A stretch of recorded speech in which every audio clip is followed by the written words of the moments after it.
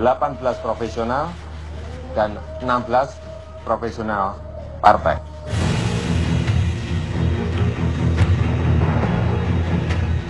Kabinet Pak Jokowi adalah kabinet presidensial, bukan kabinet perwakilan partai politik.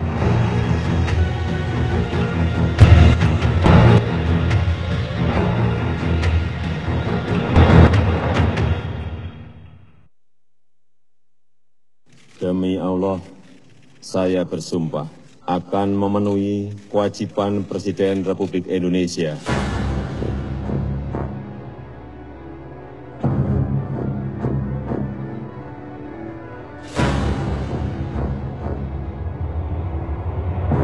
Tanggal 20 Oktober kemarin, Indonesia akhirnya memiliki pemimpin baru negeri.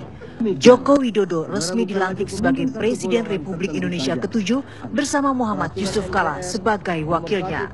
Sebagai Presiden, Joko Widodo sepertinya harus bergerak cepat menyelesaikan setumpuk masalah negeri yang sebelumnya coba diselesaikan Presiden ke-6 Susilo Bambang Yudhoyono. Untuk itu, mantan Gubernur Jakarta ini dituntut mampu menunjuk para menteri yang akan membantunya menjalankan roda pemerintahan. Sebenarnya, usai ditetapkan sebagai pemenang oleh KPU, Jokowi sudah bergerak cukup cepat dengan membentuk tim transisi dan mengumumkan struktur kabinetnya yang akan datang. Jadi guna memastikan pemerintah agar berjalan dengan efektif, sesuai dengan sistem presidensial yang kita anut, bahwa presiden itu sebagai single chief of executive dan dibantu oleh menteri negara, dan juga untuk sebuah terciptanya pemerintahan yang bekerja dan pemerintahan yang hadir di tengah-tengah rakyat, dan juga sebuah pemerintahan yang terkonsolidasi.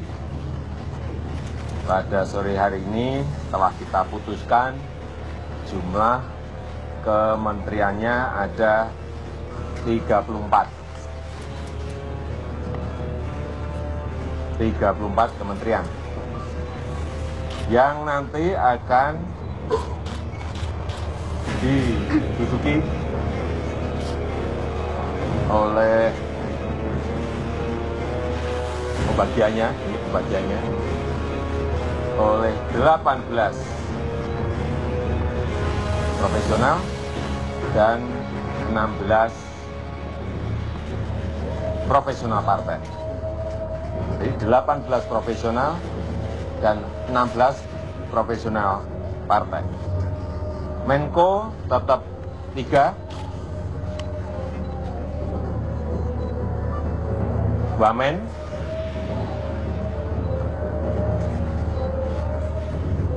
sementara ini menurut penilaian kita yang mungkin masih diperlukan adalah di Kementerian Luar Negeri. Jokowi pun memiliki keinginan membentuk kabinet yang moncer dengan melepaskan diri dari kepentingan politik seperti yang ditegaskannya saat membangun koalisi guna maju dalam Pilpres 2014. Termasuk dengan melakukan fit and proper test terhadap para kandidat menterinya. Meski demikian, tantangan kemudian datang dari sang wakilnya Muhammad Yusuf Kalla. Dari parpol juga banyak profesional, sama aja, cuma masanya berbeda. Jadi parpol Bukan hanya itu saja, PDI Perjuangan sebagai partai pengusung Jokowi pun memiliki sejumlah nama kandidat untuk masuk ke dalam struktur kabinet mendatang. Yang memang tidak bisa maju kembali karena memang sudah 2 kali menjadi kepala daerah di tempat tersebut dan kemudian mempunyai potensi dan kapabilitas yang baik, tentu saja itu kan akan menjadi satu pertimbangan untuk bisa membantu dengan pengalamannya di kabinet yang akan datang. Tapi siapa saja, ya kembali lagi kalau Pak Jokowi mengatakan bahwa ada 200 nama yang sedang dipertimbangkan, PDI Perjuangan juga sampai hari ini kurang lebih masih punya list 50 nama yang sedang kami pertimbangkan untuk diusung. Langkah Jokowi mencari para pembantunya yang bersih dari hukum pun ditempuh dengan menggandeng Komisi Pemberantasan Korupsi dan PPATK. Tercatat 43 nama diserahkan Ketua Tim Transisi Rini Sumarno Jumat kemarin saat mendatangi kantor KPK. Bab Gayung bersambut Ketua KPK Abraham Samad menyatakan kesiapannya melacak rekam jejak para calon pejabat publik ini. Artinya kita hanya memberitahu kepastian tentang track record orang ini dan calon-calon menteri ini kepada yang bersangkutan, yaitu Presiden kita Jokowi. Kita tidak akan menyampaikan kepada orang-orang yang bukan di luar Presiden. Penentuan sosok calon menteri yang akan bekerja dalam pemerintahan baru sejatinya adalah hak prerogatif Presiden. Tak peduli profesional ataupun kader partai, para menteri ini haruslah mampu mengimbangi kerja sang pemimpin dan berpikir secara taktis.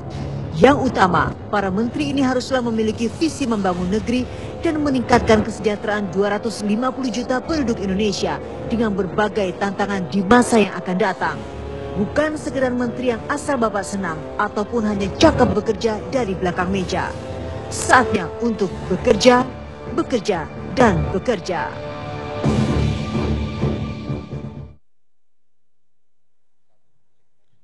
Indonesia Lawyers Club edisi malam ini hadir kembali dengan tema Jokowi JK mencari menteri yang bersih. Dan kini kita sambut Presiden Indonesia Lawyers Club, Karni Elias. Pemirsa, kita bertemu kembali di Indonesia Lawyers Club dengan tema yang sangat hangat karena menyusul kemarin pelantikan dari Presiden dan Wakil Presiden terpilih Jokowi dan JK. Hari ini adalah hari-hari menunggu siapa yang duduk di kabinet beliau yang akan memerintah sampai 2019 nanti. Dan ternyata tidak gampang rupanya memilih menteri yang bersih. Karena itu Jokowi JK menyerahkan daftar nama-nama calon menteri kepada KPK untuk dilihat track recordnya. Dan dari KPK ternyata ada yang mendapat stabilo merah, ada yang mendapat stabilo kuning, dan ada yang netral. Dan tentu saja kita tidak mungkin menggali dari juru bicara KPK malam ini siapa saja yang merah, siapa yang kuning, dan siapa yang netral. Tapi yang jelas pengumuman kabinet yang ditunggu-tunggu malam ini kabarnya masih tertunda sampai besok atau sampai lusa. Karena ada yang dapat merah, tentu harus dibicarakan kembali. Tapi kita ingin bertanya dari KPK. Selamat malam, Bung Johan. Selamat Anda jadi deputi, naik pangkat jadi deputi KPK. Saya kira sebuah promosi dan apresiasi dari KPK, tapi sebenarnya dari publik. Karena menurut publik Anda itu layaknya komisioner, jadi bukan deputi. Terima kasih. Dan malam ini Anda ya masih mewakili, masih juru bicara di KPK. Ya, saya masih juru bicara KPK sampai ada yang menggantikan. Jadi sekarang masih statusnya juru bicara sekaligus deputi pencegahan. Yang diganti adalah kepala biro humasnya. Jadi juru bicara itu bukan struktural ya. Mungkin banyak yang tidak paham seolah-olah juru bicara. Jadi deputi pun ya, jadi juru bicara bisa aja kan. Jadi penunjukan kalau juru bicara. Baik. Ini ada tugas baru KPK kan. Bagaimana asal mulanya KPK jadi ikut mungkin bukan menseleksi yang benar, melihat track record dari calon-calon menteri yang akan akan menjabat. Ya, baik. Terima kasih pemirsa TV One dimanapun Anda berada. Jadi saya ingin menceritakan kronologi dari cerita tentang akhirnya KPK dilibatkan oleh Pak Jokowi untuk juga memberikan catatan. Ya, kalau menurut saya sih catatan terkait dengan track record dari calon menteri yang akan duduk di kabinet. Saya kira ini tradisi baru yang perlu diapresiasi. Hari Jumat pekan lalu kami menerima amplop yang berisi nama-nama calon menteri kabinet Pak Jokowi. Ya.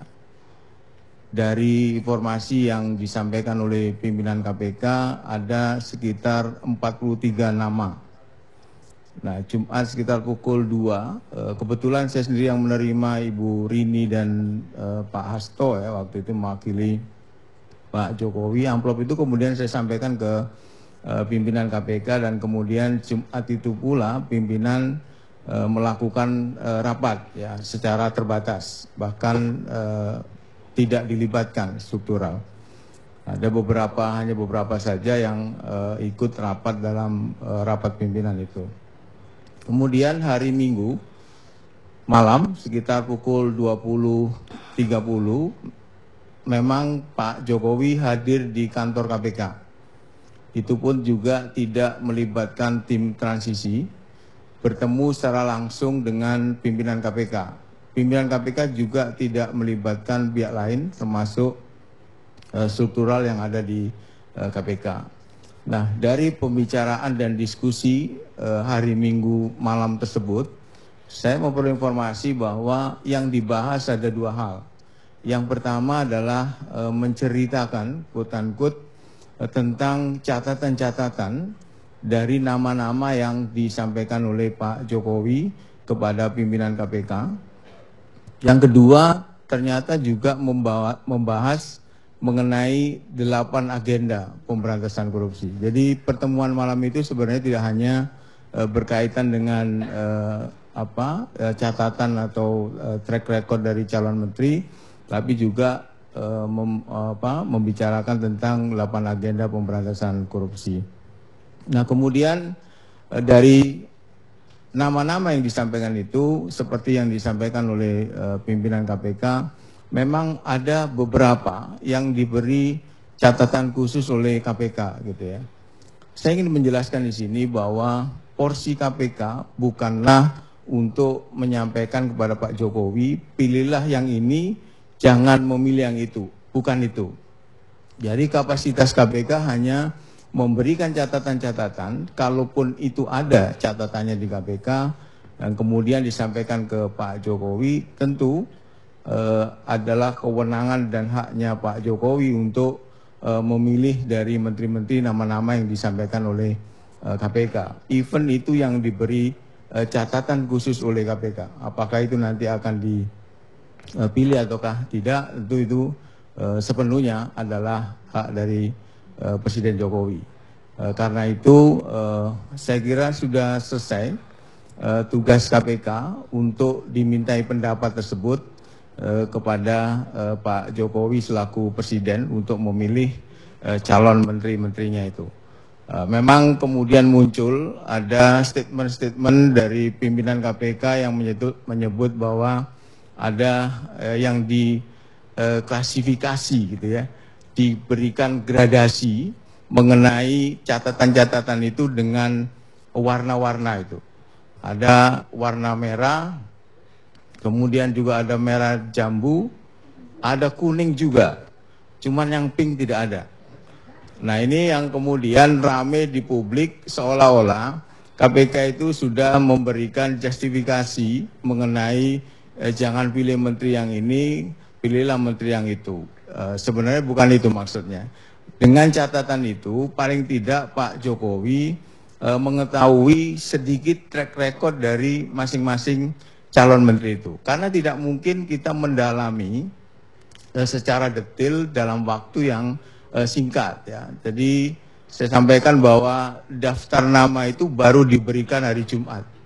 kemudian Sabtu libur, Minggu libur, yang kemudian bertemu tersebut, yang kemudian Senin Pak Jokowi dilantik ya, dan kemudian prosesnya sampai hari ini. Jadi begitu Bang Karni, kronologi dari kenapa kemudian KPK juga dilibatkan, paling tidak dimintai masukan terkait dengan catatan-catatan dari calon menteri yang akan dipilih oleh Pak Jokowi. Baik, tapi bagaimana caranya ya KPK mengklasifikasikan ini merah jambu, yang dibilang tadi bukan pink, rasanya merah jambu itu pink, kuning. Enggak, bagaimana caranya ada klasifikasi itu? Persyaratan apa yang menyebabkan ada perbedaan warna tadi? Ya, saya sendiri tidak tahu daftar atau mana yang diklasifikasi sebagai yang diberi stabilo yang tadi Bang Karni sampaikan merah, kemudian mana yang kuning ya. Tetapi yang saya tahu bahwa track record itu bisa dilihat dari catatan di KPK ada dua hal ya. Yang pertama adalah berkaitan dengan penanganan perkara di KPK. Apakah itu di tingkat penyelidikan, ataukah juga perkara-perkara yang sudah running di dalam proses persidangan. Yang kedua, catatan yang kemudian disampaikan adalah berkaitan dengan laporan harta kekayaan penyelenggara negara. Jadi di sana disampaikan catatan-catatan mengenai harta kekayaan. Saya ambil contoh misalnya ini ya, saya sendiri tidak tahu daftarnya ya. Apakah si calon ini dalam kaitan dengan kewajiban melaporkan harta kekayaan itu patuh ataukah tidak? Ini kan bisa dilihat bagaimana seseorang mematuhi aturan hukum ya. Yang kedua juga berkaitan dengan profil dari si calon ini. Misalnya dia selalu jadi pegawai negeri tetapi kekayaannya sangat luar biasa gitu ya. Itu diberi catatan di situ diantaranya. Jadi hanya catatan, tidak disimpulkan ya. Apakah orang ini kemudian menjadi yang kemarin rame disebut potensial suspek gitu ya, atau akan jadi, bukan itu ya. Ini perlu diklarifikasi. Jadi hanya catatan-catatan tadi yang disampaikan oleh KPK terkait dengan dua hal itu. Sepenuhnya tentu Pak Jokowi nanti yang akan memutuskan apakah mengindahkan catatan itu atau tidak, karena publik juga tidak tahu siapa yang diberi catatan. Karena itu kemudian terserah dari Pak Jokowi menentukan pilihan dari menteri-menterinya. Saya ingin juga menyampaikan di sini bahwa bukan berarti KPK menjamin bahwa yang tidak diberi catatan khusus itu ketika menjadi menteri tidak akan korupsi. Itu juga tidak ada jaminan. Saya kira semua juga tahu bahwa atau sebaliknya. Atau sebaliknya, orang yang sudah direkomendasi ya, ini nggak bakalan korupsi. Iya, atau sebaliknya bahwa yang diberi catatan itu kemudian akan korupsi. Nah, tapi kalau dilihat gradasinya, warna tadi, kalau merah itu kan kalau kita berpikiran daerah merah, itu kan pasti, oh ini lebih berbahaya gitu ya, dibanding yang kuning gitu. Ya kalau di traffic light itu kalau merah kita nggak boleh jalan lagi udah. Tidak semua merah berhenti sih memang. Tapi kalau travelnya merah berhenti. Makanya saya ingin tahu ketika dikasih merah ini apa udah ada, katakanlah kalau jadi tersangka kan 2 bukti ya. Ini udah 1 bukti atau apa? Kuning apakah ini baru dapat petunjuk-petunjuk? Kalau di pembuktian pidana kan ada petunjuk, ada bukti. Gimana? Ada ini stratifikasi loh, ada merah, kuning apa?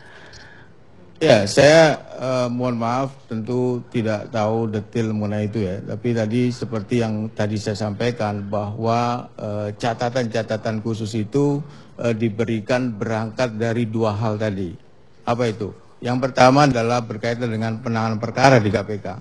Apakah di tingkat penyelidikan, apakah di tingkat penyidikan itu KPK tahu ya mana orang-orang yang berurusan dengan KPK dari daftar nama-nama yang disampaikan. Tapi sekali lagi Bang Karni, KPK tidak pada porsinya untuk kemudian menjustifikasi bahwa jangan pilih yang ini, tapi pilih yang itu. Tidak, tapi diberi catatan Pak Jokowi, ini loh Pak Jokowi, track record tentu domainnya KPK, apa itu yang berkaitan dengan korupsi, saya kira itu. Ya, soalnya kasihan Mbak, atau ya membingungkan juga, orang itu misalnya dapat catatan merah, artinya betul dia udah kuat nih, kenapa gak jadi tersangka? Dan kalau dia benar-benar sampai nanti nggak jadi tersangka, kasihan juga tiba-tiba gara-gara catatan itu dia tidak jadi diangkat jadi menteri.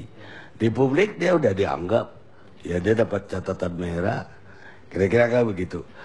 Ini kan menyangkut juga azas presumption lah, yang seolah-olah itu terlanggar juga gitu loh. Ya, makanya tadi di awal saya sampaikan, KPK menjadi zalim kalau misalnya kemudian menyimpulkan, jangan memilih menteri yang ini, pilihlah menteri yang itu. Kan belum tentu tadi saya sampaikan. Yang tidak punya catatan, belum tentu nanti ketika jadi menteri, itu tidak korupsi.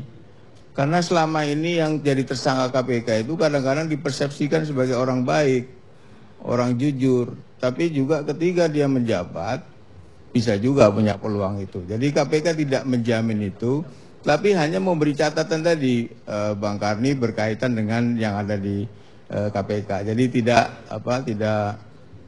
pada posisi untuk jangan memilih yang ini atau pilih yang itu. Ya, cuma katanya sore ini ada pernyataan dari salah satu pimpinan KPK bahwa kalau yang merah itu dipilih juga, bisa 2 minggu lagi kami tangkap tuh yang merah itu. Ya, ini seringkali saya agak bingung sebagai juru bicara KPK gitu ya, kalau kita suruh ngomentari statementnya bos saya gitu. Jadi itu biarlah statement itu hanya pimpinan dan Tuhan yang tahu, terutama yang statement itu. Tapi saya bisa yakinkan bahwa apa yang disampaikan oleh KPK kepada Pak Jokowi adalah bukan dalam kapasitas untuk mendrive Pak Jokowi pilih yang ini, jangan pilih yang itu. Tetapi KPK hanya memberi catatan-catatan tadi. Apakah itu digunakan atau tidak oleh Pak Jokowi? Saya kira yang tahu kan juga Pak Jokowi ya. Karena daftar itu kan tidak terekspos di media. Publik kan tidak tahu siapa yang diberi catatan merah. Bagaimana kita bisa kemudian memvonis bahwa orang ini kalau nggak jadi berarti zalim, kan tidak ada. Saya kira sampai hari ini belum ada statement resmi dari KPK, baik itu dari pimpinan maupun dari juru bicara yang menyebut ihwal nama-nama menteri pun juga tidak ada. Ya. Saya dapat informasi dari pimpinan bahwa yang beredar di media ya, selama ini sebagian besar itu tidak ada di dalam daftar itu. Jadi kami mohon juga nama-namanya yang sudah tersebar di media, jangan juga kemudian merasa bahwa kalau dia nggak jadi, berarti ini ada rapor merah dari KPK. Belum tentu. Karena yang disebut di media itu sebagian besar tidak ada di dalam daftar calon menteri. Ini menurut pimpinan KPK diinformasikan kepada saya. Ya, bukan KPK-nya atau orangnya yang wah saya gak jadi dipilih, mungkin publik yang saya khawatirkan menganggap orang yang udah beredar namanya calon kuat menteri ini hilang pasti merah dari KPK. Kita rehat sejenak.